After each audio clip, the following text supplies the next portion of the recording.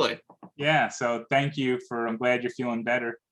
I thought we would just start. I gave you a few points, but maybe just by sharing just briefly how we sort of came in contact.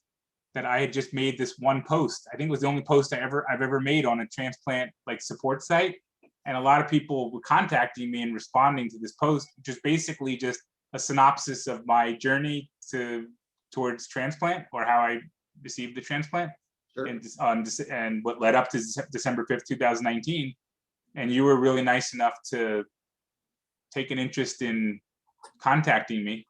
Maybe you can share what triggered something in your mind. I don't know.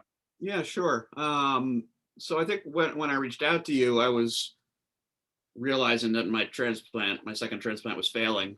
But I was also looking to mostly what was driving it. What wasn't so much a connection for finding someone who could find me a kidney, but it was more just trying to get involved with the community, and do what I could to, advocate and give back. Sure. I've been pretty lucky, and I want to try and give back. So that's really why I reached out to you. It's really it was a great thing, and it's amazing how you can come in contact with such great people like yourself. I was wondering if maybe you could share a little bit with the audience your journey, like Sure. kidney related, and maybe any other pertinent details. I know we have just a little while together. Sure. Yeah, I'm 50 now, and I've been living with aspects of this disease I have since I was about 17 and diagnosed with a disease called Fabry disease, which, long story short, affects your heart and your kidneys and your brain, and there are other aspects to it.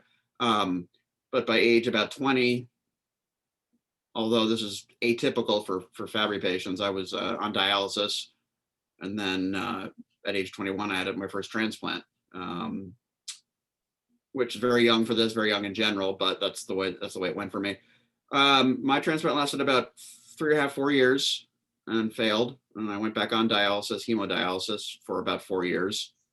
And then thankfully I got another transplant in September of 2000 out of Ohio State University. And that has lasted for almost more than 20 years, up through this spring, basically, when it finally pretty much failed, and I'm back on dialysis again. Over that time, I've had tons of procedures, tons of aspects of this journey that have been challenging. I've had open heart surgery, a triple bypass, and various other aspects, just the day-to-day life of a transplant patient and dialysis patient, whether it be getting fistulas put in for dialysis access, to other tests, to endless doctor's appointments. So at a very high level, that's my journey. It's one that's probably a little familiar to you, Jay, and to lots of people. Yeah, I mean, I can't imagine. Just I had the kidney part of it, but to be dealing with all these other major health things, I mean, it's a testament to your just unbelievable strength and Thanks. determination. I mean, really, I mean, anyone would say that, but I mean, I'm really saying that because I experienced part of that, the kidney part. But I mean, is there anything else? I don't want to share so many personal details, but could you talk about like family and what your career and just what you were doing parallel to all these health things? Sure. I've got a family, a wife and a daughter who's 14. My wife and I got married. We met in May of 2000. So right before I had a kidney transplant, my second one, I met my wife, and she actually decided to stay with me, even though I was on dialysis and maybe not the best prospect for marriage, but she stayed with me, and we've been married now coming up on 20 years. And during that time, I worked in information technology sales, and had a full life. And what wasn't always easy, that even when you have a transplant, the medications can be tough, and you definitely are not, in my experience, as healthy as others, even though you're much healthier than you were. Right. But I lived a life much like everyone else. I had my challenges and ups and downs, but very lucky and very thankful for it. So, up through really the end of last year, beginning of this year, I was pretty good. Then I got pretty sick, and feeling pretty badly just because the toxins building up in my body and things like that. The triple bypass happened last January 2020, which is a side effect of the Fabry disease that I have. So that was quite a surgery, more involved and invasive than the kidney transplants, as it turns out. That's a serious surgery. But good doctors, good hospitals, good staff, and I made it through. And so now I'm at the point where I'm on the transplant list again, looking for a kidney and doing dialysis and feeling much better than I did 4 months ago. But you know, if someone climbed into my body, they'd probably be shocked how bad they feel. But for me, I feel pretty, relatively pretty good. Right. Where are you now? Are you on hemo? What type of dialysis are you doing? Yeah, hemodialysis 3 times a week. 4 hour sessions. So all in all, it's probably 5+ hours of getting started, getting on, and then getting off the dialysis. Where do you go for the what part of the country are you in? Where do you go for the dialysis? Sure. So I live in Fairfield, Connecticut, Southwest Connecticut, about an hour outside New York City. And I go to a local Fresenius clinic for my dialysis, and I'm connected in terms of my transplant to Yale New Haven Hospital. What has been your when you first got the transplant when you were 17, right? You said? No, that's when I was first diagnosed correctly. Diagnosed, I got my transplant when I was 20. Oh, you were 20. What and was that something we were on a waiting list, or how did that work? Sure. So I was on a waiting list. Back then, the waiting list for kidneys, I was living in New York State. So New York was probably, they would say 3 years or so, maybe a little more. So I was on a waiting list for about 3.5 years from when I went on dialysis roughly to when I got my transplant. Excuse me. I was on peritoneal dialysis back then, and I was on the wait list for a year for my first transplant. So 1 year. So about age 20, I started peritoneal dialysis, or age 19, peritoneal dialysis, and then I got my transplant about a year later. I was very lucky. Back then it was probably, like I said, a 3 or 4 year wait, but I was in school in Ohio, and the Ohio wait was much less. So I got my transplant through Ohio State University. I'm sorry, I'm confusing this now. I got my transplant through Ohio State University, excuse me. And so again, Ohio had less of a wait list, or that region had less of a wait list. I didn't mean to, just because maybe audience members don't know what peritoneal dialysis is. What's the difference? So peritoneal dialysis, they put a catheter in your stomach, in your belly, and you basically do. There are different ways to do it, but what I was doing is you do 4 exchanges a day. So in essence, you bring fluid into your body and release fluid out of your body through the catheter, and that mimics exchanging, getting rid of the toxins and the buildup in your body. So I did it in my case, I did it 4 times a day. It's about a half hour, 40-minute process. And it gives you some freedom in terms of your diet restrictions and what you can do. You're not stuck to a machine for 5 hours a day, every other day. It's 4 exchanges every day. So that was good for me. It worked well. It was tough. It's not the easiest thing, but as it is, it's an option that you don't have in other cases. So you get a chance to live. And now I'm on hemodialysis, which is needles that they access through your body, or a catheter, and allow you to. They basically pull the blood out of your body and put it back in and clean out your blood. And that, because they're taking out all your blood, because it's going through needles, it takes a much longer period of time. So it's 4 or 5 hours. Did you have to have a fistula? Like I still have my fistula. Yeah, I've got a couple fistulas here. So I've got my old one. Oh wow.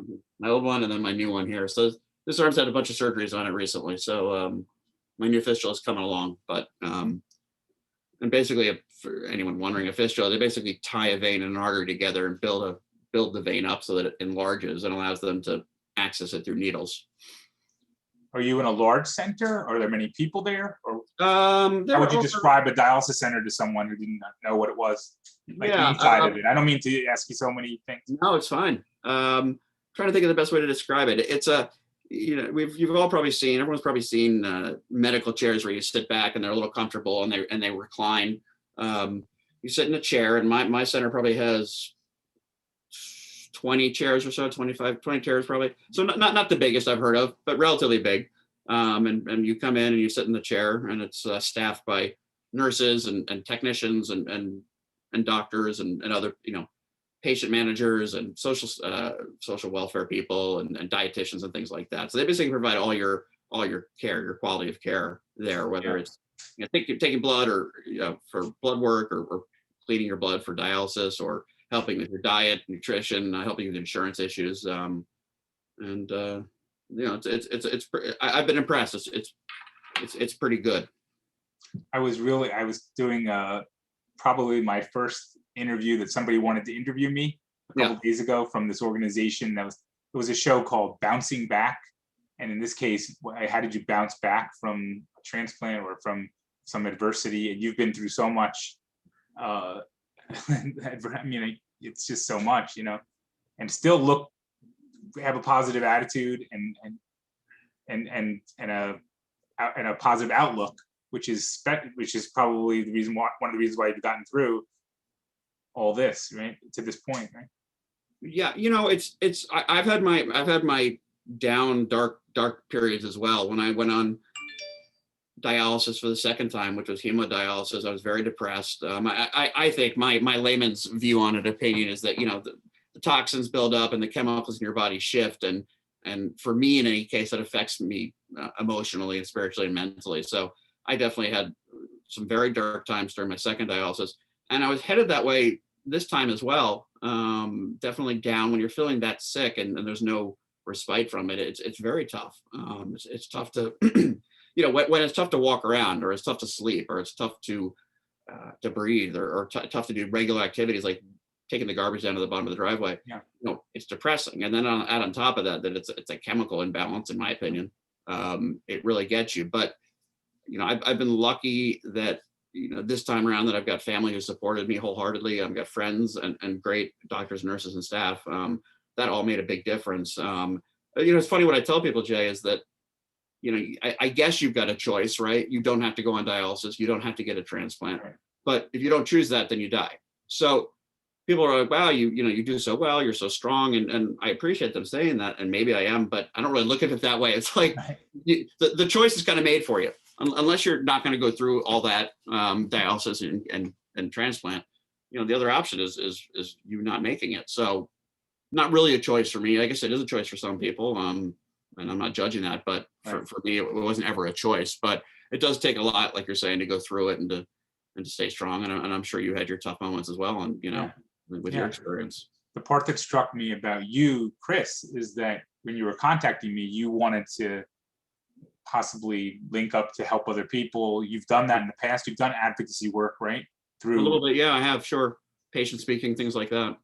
And maybe through your Fabry's, I'm not sure if you want to get into what that is, but that you've spoken and done a lot of educational outreach, right? Yeah, so I've had the opportunity through the company so let me take a step back. Fabry's is basically an enzyme deficiency. I'm missing an enzyme in my body that breaks down a certain kind of fat, right? A certain kind of lipids.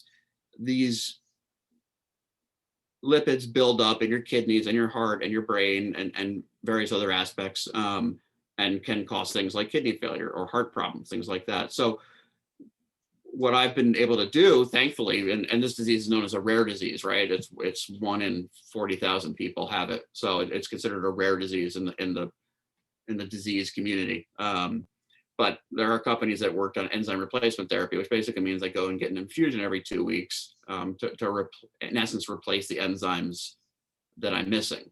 And that is supposed to help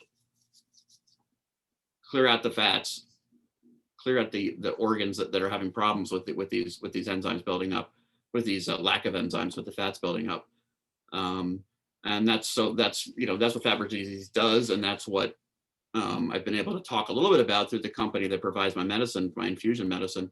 I've been able to go out and speak to both patients and their employees, the company's employees as well, and just kind of tell my story. Really, I advocate in general. I'm not, I'm not representing the company in any way other than saying this is my journey, and this is what I've been through, and I've talked to people who are either on enzyme replacement therapy or thinking about it or resistant to it, just to say, hey, here's what I've been through, here's what I've seen. here's what I've dealt with, and this is my journey, right? And oh yeah, by the way, I get enzyme replacement therapy, but I don't specifically say the enzyme replacement therapy does anything. I'm not promoting it. I'm just saying this is what I've been through. Right, your Um, personal experience. right, exactly. And I also had the chance to speak with employees of the company and just tell them my journey, and it was really a nice kind of touching moment or moments. I had two meetings because I was able to say to them, look, you don't see the end result. You're here working in your labs, you're here working in your warehouses and your offices, Right. but I'm the end result. I'm the end result of your hard work. So when it's January and it's freezing out, and you don't want to go to work and you're grumbling and you're in a bad mood, and all of a sudden you say, oh yeah, I remember I met Chris, and Chris is the end result of what I'm doing. And I think for so many people, their work doesn't give them anything like that. Right. Whether you're doing life-saving medicine, you're selling computers, you don't get that end result. So Right. thankfully, I was afforded the opportunity to tell them that what they're doing is important. So in that way, I've been able to give back a little bit. It's been very rewarding for me.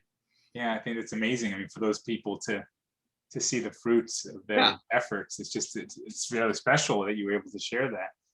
I was just, I want you to be able to share, like, I mean, just to go back to about being on your situation on dialysis, like, are you knowledgeable about how long the waiting list is, or would you be able to have a living kidney donor?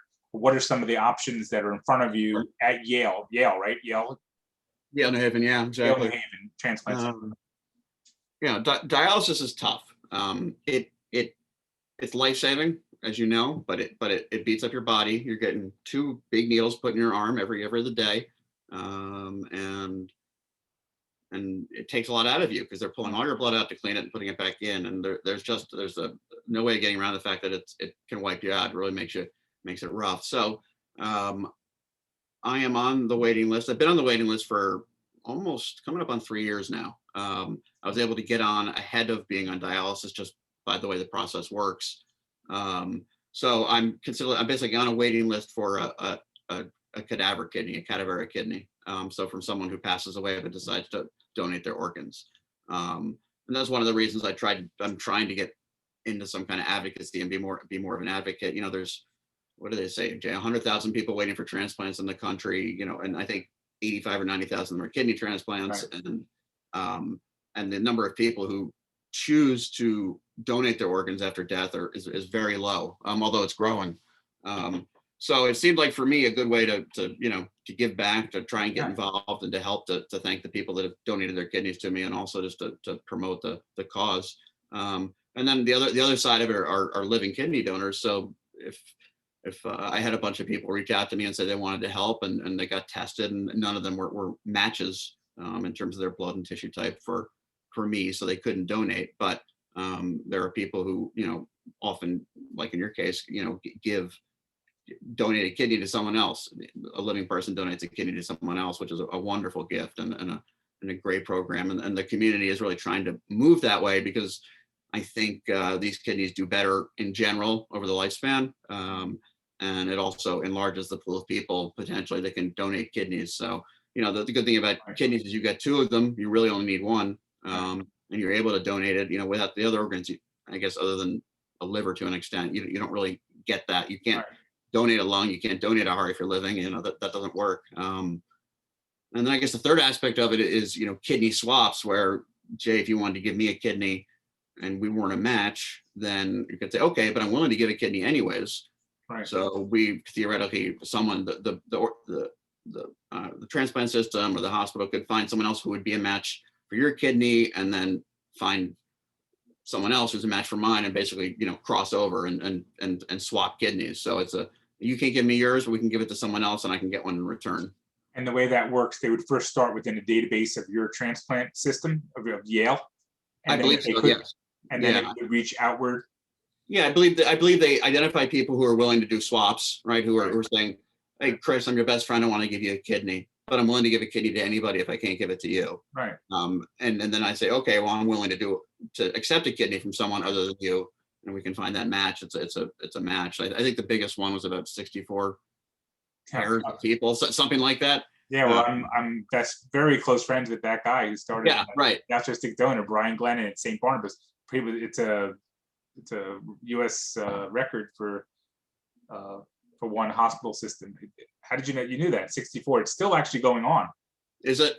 Yeah, but I'm in touch. I keep in touch with them. If that's what you're referring to, like the number is the same. It was 64. Brian Glennon at St. Barnabas Hospital donated altruistically. Yeah. And I guess it's exponential in essence, right? It could Yeah. continue to go on. Right. Yeah. And then I first met him because I saw him on the Today Show. That was I think we spoke about that. Yeah. But so there's options that people could come forward, and if they're not a match, they can match with someone else in the peer Right. donor or swap. I was just wanted to ask you, like, you talked about wanting to give back, and you have done that before.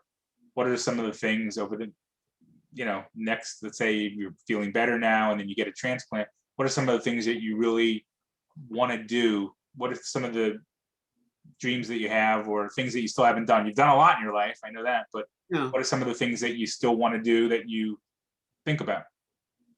Well, in terms of advocacy, I think it starts with being open about your medical situation. And for many years I wasn't. Just privacy and trying to get employment and things like that. I wasn't. I didn't necessarily feel ashamed of it or anything. I just wasn't necessarily sharing. But over the past couple of years, maybe 5 years, I've been more open about it. I want to share with people and tell them what I've been through, as a way to not really to get them to feel sorry for me or anything, but to realize that there's a lot going on out there that people can have an impact on. So for me, I would just like to be involved as much as possible, whether it's social media posts, encouraging people to be involved, just recognize awareness, things like that, to working with a company that works in this field to do patient speaking and things like that. Right. To potentially trying to develop an organization that which there are out there that supports those types of things. So that'd be nice. That'd be something that would be a goal of mine, I think, to be able to develop an organization that can help people, help them understand about, whether it's transplants or rare diseases or both, or, transplants are really the focus, I think. And help people gain awareness. You know a lot about diabetes. We know a lot about breast cancer. We know a lot about these things in terms of people's knowledge of them and their awareness of these diseases, and that's wonderful and great. And I'd like to, get, say, kidney transplants or rare diseases both, on that level, so that people are aware that 1 in 3 people will be affected by kidney issues in their lifetime. I mean, that's 33%. That's over 100 million people in America. So that's a significant amount of people. Yeah. And kidneys are related to everything in the body. So, heart and all your other organs. So being able to do something in that area would be a goal of mine. If I can't retire to the Caribbean and run a charter boat company and enjoy life down there, which I guess would be my ultimate goal. But if I'm not fiscally able to do that, then physically I'm going to be hopefully able to do this, something along those lines. I think it's beautiful. What about personally, just, outside of all that stuff, like, family related or just personal outside of the stuff we've talked about? Yeah. Oh, I don't know. I guess it's probably similar to everyone else. I want to be able to, take care of my family and, see my daughter off to college and get married and everything that's ahead for her, and be able to provide for her. Those are really my goals. It's very family oriented. It's, I'd like to just, I'd like to, leave a legacy and an impact as best I can, I guess, personally, and that rolls over to professionally or in an advocation sense. But a lot of it's just family based and being with friends and family and taking care of my family. And, that's as you probably know, that's a big, when you're sick like this, it's tough to be a provider and to take care and to help. And then you feel like you're a burden, even though people tell you aren't. It feels that way. Right. I'm going through that. and I know you got to take a step back from yourself and say it's, people love you, they want to take care of you, and that's great, but you feel like that. So just to be a healthy, contributing member of society, like fairly simple goals, I guess, for most people. But for those of us who are challenged with these diseases and transplants, it's not always an easy goal. So that's really where my focus is. Yeah. I mean, you're so well spoken. You've lived a life through working professionally as I'm maybe saying it wrong, but as a leader of coordinator, sales coordinator, or Or I forgot exactly what your titles were. I've sold information technology Oh, products, right? information technology, okay. Right, information tech, the computers you're using and lots of different things. So whether it's me selling directly or me leading sales teams, that's been most of my career. It's impressive, and the way you communicate is just, it's nice to, you're just a good person to talk to and to know. And I think that when I was first talking to you, I was just, coming from the transplant and right into the pandemic.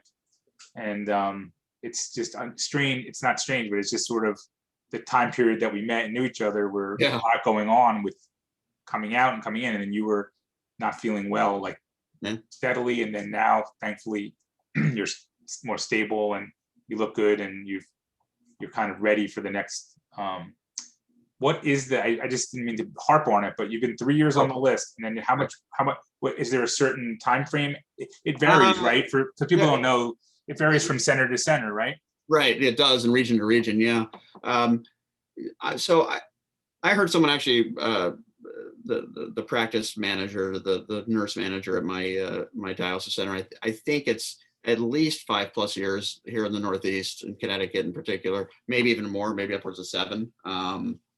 So that can vary, but for the average dialysis patient waiting on transplant, waiting for a transplant, and waiting and going through that process, I mean, to expect at least 5 years is not unremarkable. It's not remarkable, excuse me.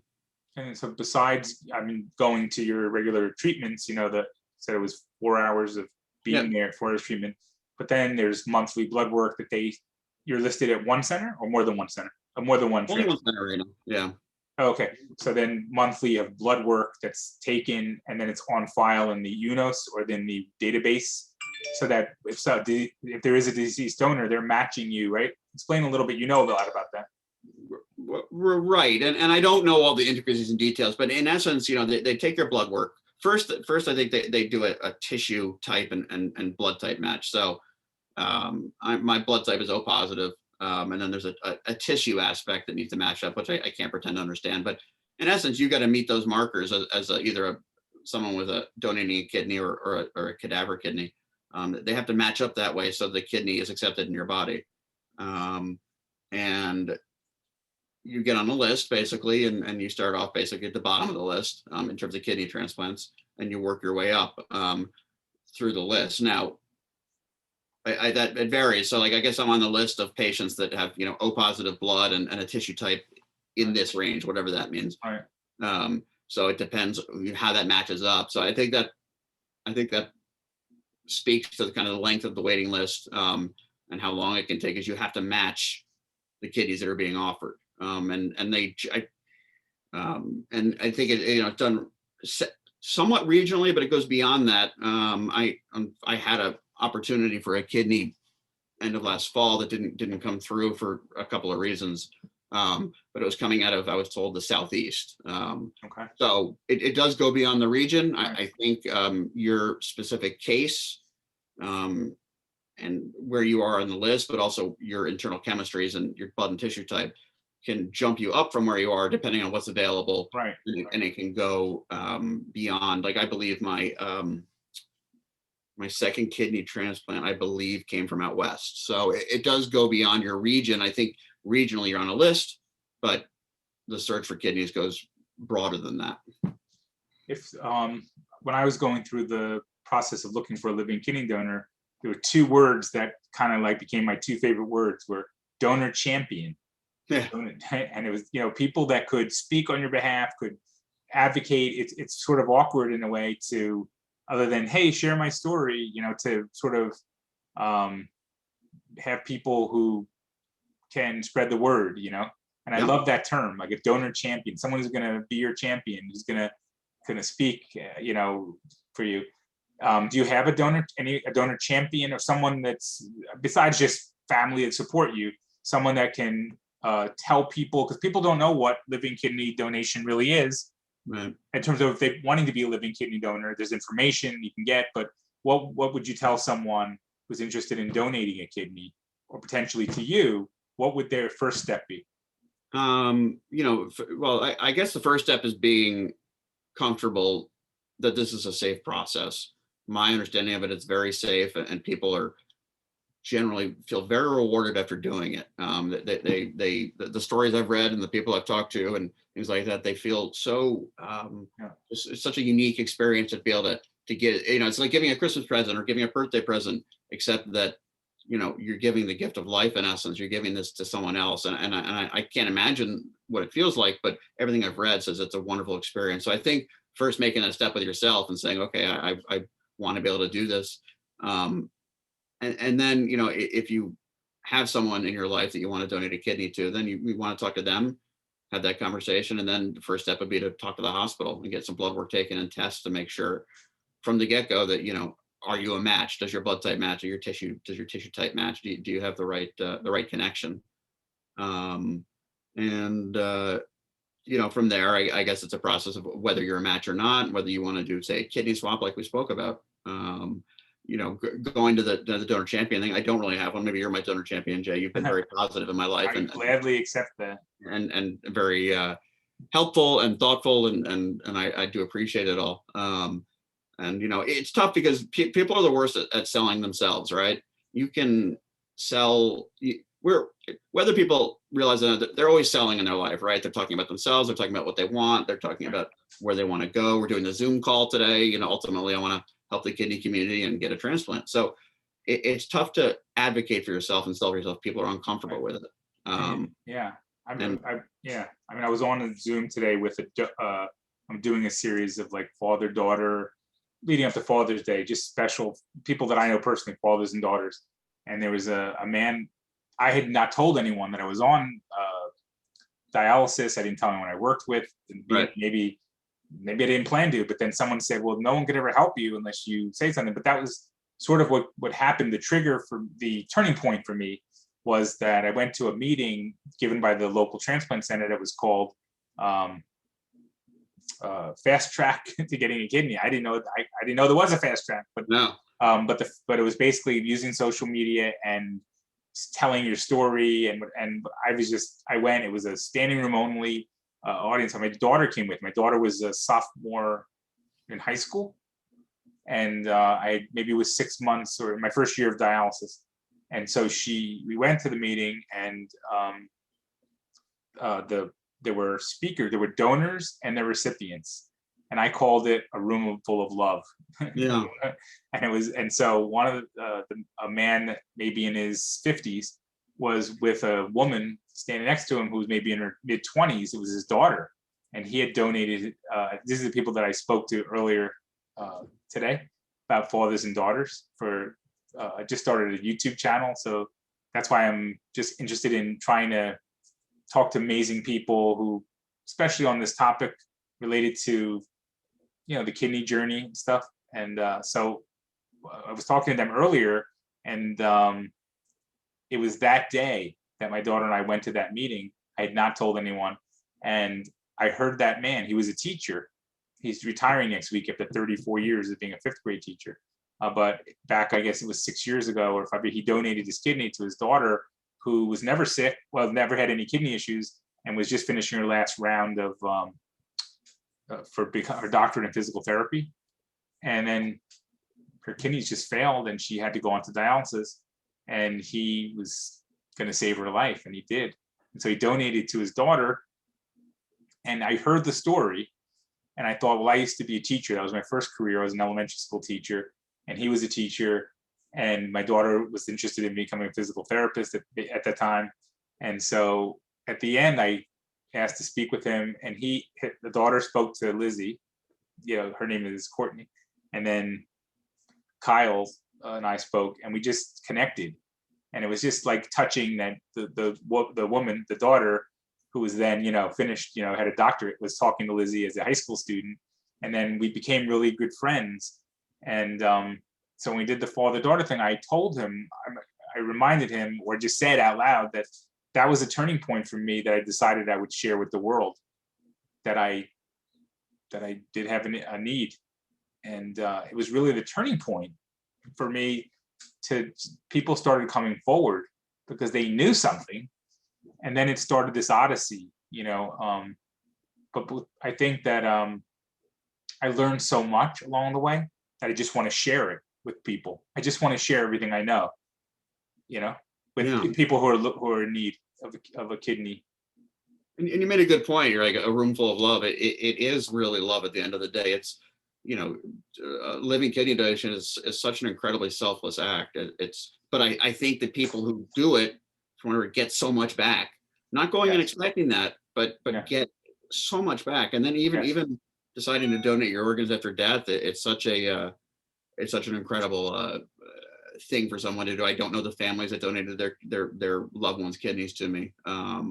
But it's such an incredible thing. And when I finally, I really had to push myself to post on social media, on Facebook, about my big ask, as I called it, and say, look, everyone, this is, this is what's going on with me. I want to advocate for the community, but I'll be honest, I'm also looking for a kidney.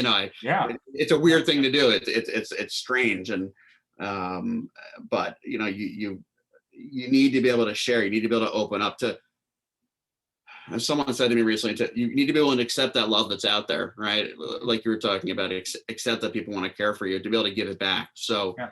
to be able to do that, it's a tough thing to do. I think some people are more comfortable than others, but for me, and it sounds like for you, it took a little bit, but Yeah. you have to be willing to be vulnerable in that way. Yeah. I appreciate you and getting to know you to this point. And I accept, the whatever, you can have more than one donor champion, but I really think that it would be a great idea to use this platform, not only this interview, but to, what happened, what worked for me. And I really haven't gotten into that in any kind of sharing thing, because I just started this YouTube.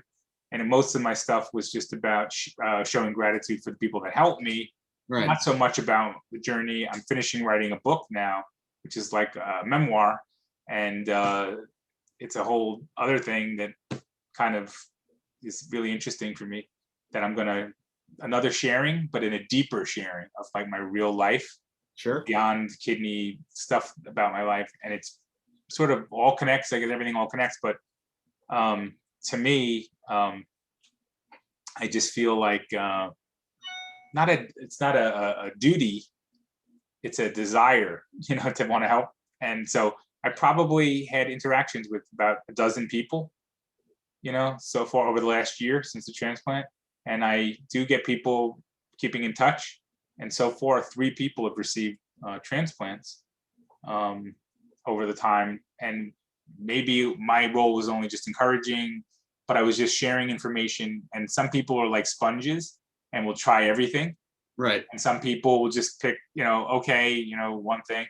And anything that we could do to help is what we want to do. I'm saying we, the audience. I mean, maybe at this point I only have 17 subscribers yet. I have just started the page, but I have about 400 people on the Facebook. I renamed my page Jay's Kidney Mission. My daughter renamed it for me, and it's really not a formal organization. We talked about that, Right. forming something, and that's something that would be amazing to do.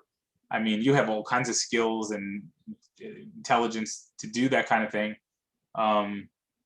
And I guess spent my life helping other people tell their stories through like speaker things, and really never sharing my story. So maybe it's a transition for me to still help people, but maybe more being out front, and maybe that's why I started the channel. I think telling your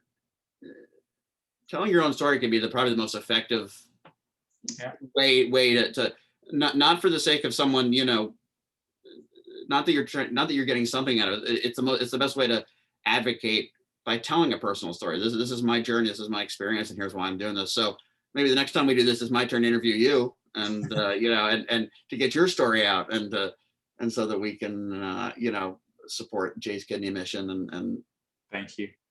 It was just one last point. It really may not connect exactly, but the guy that I did that interview for earlier in the week, it was called Bouncing Back, and the guy was really great. And he was asking me, it was sort of like he just heard me speak somewhere, it was on the virtual thing, and then he heard me, and then he said, I just need to have you on the show. And so I spoke, and he said, what was something that you would recommend to people going through this journey, especially, or any kind of adversity, but especially through like kidney need for a kidney or kidney failure, kidney dialysis, kidney transplant. And I said, sometimes it's hard for people to be out there. I'm a very out there person, even though I say about not sharing my story, but in personal life, I'm very different in being out there. Not everybody's comfortable just being out there. So I talked about withholding information from people about my illness or about my situation, but in general, I'm pretty out there, So it's kind of weird for me to withhold in that way at that time. But once I had that permission, or once I had that thing, not everyone's like that. And I No. said, I said the first thing is to ask for help, right? To be able to ask for help, right? Be open to the possibilities that someone that are out there. But then I was talking about, and this is just a non-connected, just for a funny thing. When I got the transplant, the surgeon came in for his one follow-up, this famous surgeon, and how they maybe don't get me, but I said, I really want to touch the surgeon's hand. I really want to feel the surgeon's hand. Yeah. And it was and he was like, tentatively put his hands, and I was just feeling the smoothness of his fingers and his hand. And I just, all the lives that he's, saved, all the kidney. Yeah. And he said, Jay, famous surgeon, number 4 transplant center in Cornell, right? And he said, Jay, can I please have my hand back? But it's just, why I'm sharing that, I don't know, but it just sort of, I think when you have a donor champion, like you said, it's hard to say it yourself. When I was booking speakers, they couldn't speak as well about themselves as I could, because I had free reign to just talk about it. It's just awkward. So I think that's where I would encourage you to just maybe consider, as you feel better, to maybe be open, if to other opportunities to share your story. You're a great communicator, you're a great person. Thank you. all the stuff that you've done and will do. And so if there's anything I could do to help. Well, I appreciate what you've done for me. You've been persistent but not aggressive. You check in from time to time. We talked about trying to build an organization together, and then I just got so sick I just couldn't really think beyond my own 2 feet. But the way you're supporting is very positive and approachable and engaging with no you're not asking anything of me. You're just saying, I'm here if you need me, and I think that's so important. It's meant a lot to me, because it, you, like you said, everyone's different. Some people are way out there, some people aren't. I think I'm somewhere in between in general. And so, having that little thought in the back of my head that Jay's out there trying to help you, what are you going to do? And it's been a good thing. So I think you're doing, good work here. And this sounds semi self-promotional for both of us to say this, but that's been our relationship for the past, whatever year it's been. So yeah. It's worthwhile. And I'm glad you started this channel, and I'm in a better place now than I was. So hopefully we can build off that. Yeah, I look forward to it. So I think my final words are, thanks to everyone for watching, as we get the content out, and really special people like Chris, who, is courageous enough to share, personal details that I'm asking him, and also to just be the courageous person that he is in life. It inspires a lot of people. You inspire me, and so I think I'm in the same, I will say I'm in the same boat as you in terms of wanting to use these years. We're about the same age. Maybe you're a little younger than me, but I just turned 51. Yeah. And so using these years that I have to make it count. I always felt that I was doing something good. I really didn't, but I think that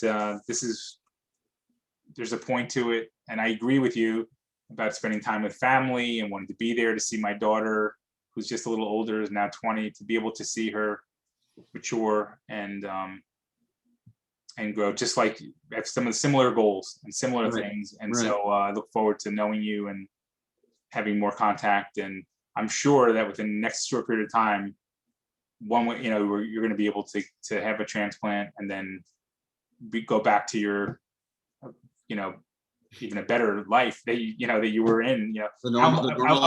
Of those 20 years, you were really high. I was very lucky. Yes. Yeah. No, that's great, and let's just take the next step, hopefully together. Sounds great. So thanks again for coming on, and we'll talk hopefully very soon. Thank you, Jay, very much. I appreciate you doing this. All right, take care. Take care. Bye-bye. Bye-bye.